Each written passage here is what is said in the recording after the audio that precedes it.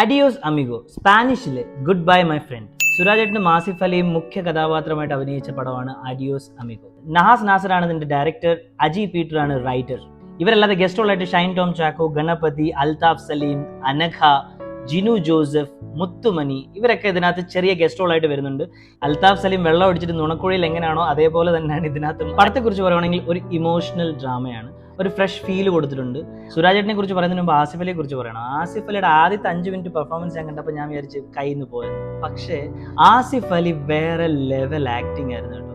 ആളുടെ ക്യാരക്ടറിനെ ആൾ നല്ല രീതിയിൽ അഡാപ്റ്റ് ചെയ്തിട്ടുണ്ട്. ഒരു സൊസൈറ്റിയിൽ 2 ടൈപ്പ് ഓഫ് ക്ലാസ് ഉണ്ട്, അതായത് ഒന്ന് അപ്പർ ക്ലാസ്, ഒന്ന് ലോവർ ക്ലാസ്. മിഡിൽ ക്ലാസ് വിട്ടുകളാം. ലോവർ ക്ലാസ് ആണ് നമ്മുടെ സുരാജേട്ടൻ, അപ്പർ ക്ലാസ് ആണ് നമ്മുടെ ആസിഫ് അലി. സുരാജേട്ടൻ്റെ ക്യാരക്ടർ ഉണ്ടപ്പോൾ എനിക്ക് മറ്റേ ആക്ഷൻ ഹീറോ ബൈജുവിൽ സുരാജേട്ടനാണ് ഓർമ്മ വന്നത്.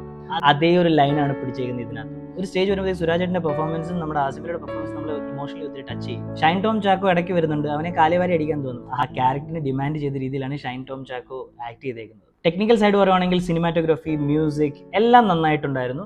ഒരു സിമ്പിൾ സ്റ്റോറിയാണ്, പക്ഷെ നല്ല രീതിയിൽ പ്രസന്റ് ചെയ്തിട്ടുണ്ട്. സ്ക്രിപ്റ്റ് നമ്മളെ പിടിച്ചിരുത്തും, അടുത്ത സിറ്റുവേഷൻ എന്തായിരിക്കും ഇവർക്ക് സംഭവിക്കാൻ പോകുന്നത്. പിന്നെ ഇങ്ങനത്തെ സിറ്റുവേഷനൊക്കെ നമുക്ക് റിലേറ്റ് ചെയ്യാൻ പറ്റും. പടത്തിന് നമുക്ക് 3.5 കൊടുക്കാം 5. മസ്റ്റ് വാച്ച് പടമാണ്. തിയേറ്ററിൽ കണ്ടില്ലെങ്കിൽ നിങ്ങൾ OTT വരുമ്പോൾ നിങ്ങൾ ഉറപ്പായിട്ട് കാണുക. അപ്പോൾ അടുത്ത റിവ്യൂ ആയിട്ട് വരുന്നവരെ ടേക്ക് കെയർ, ബൈ.